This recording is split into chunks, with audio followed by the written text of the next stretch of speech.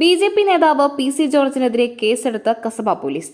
NDA തിരഞ്ഞെടുപ്പ് കൺവെൻഷനിൽ മാഹിക്കാരെയും സ്ത്രീകളെയും മോശമാക്കി സംസാരിച്ചതിനാണ് പി.സി. ജോർജിനെതിരെ കേസെടുത്തിരിക്കുന്നത്. CPM മാഹി ലോക്കൽ സെക്രട്ടറി നൽകിയ പരാതിയിലാണ് കേസ്. നമ്മുടെ ഒറ്റ ചെറിയ ഉദാഹരണം പറയാം. നമ്മുടെ മാഹി പ്രദേശം,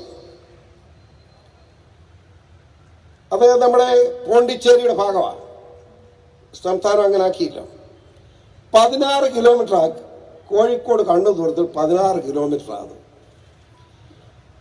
ആ 16 മീറ്റർ കഴിഞ്ഞ് 10 കൊല്ലമായി അല്ലെ 14 കൊല്ലമായി എന്തായിരുന്നു അവിടെ? വേശ്യകളുടെ കേന്ദ്രമായിരുന്നു എന്ന് ഞാൻ ആരെ വെച്ചാൽ നിഷേധിക്കാൻ പറ്റുമോ?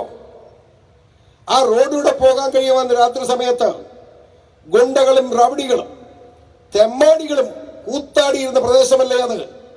ഇവിടെ മുതൽ 16 കിലോമീറ്റർ മുഴുവൻ വനമായിരുന്നില്ലേ?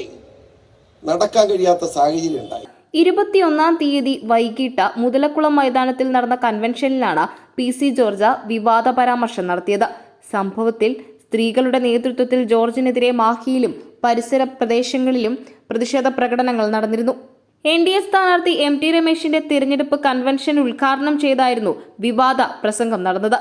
പിന്നീട് പ്രസംഗം വിവാദമായതോടെ മാപ്പ് പറഞ്ഞ പി.സി. ജോർജ് രംഗത്തെത്തി.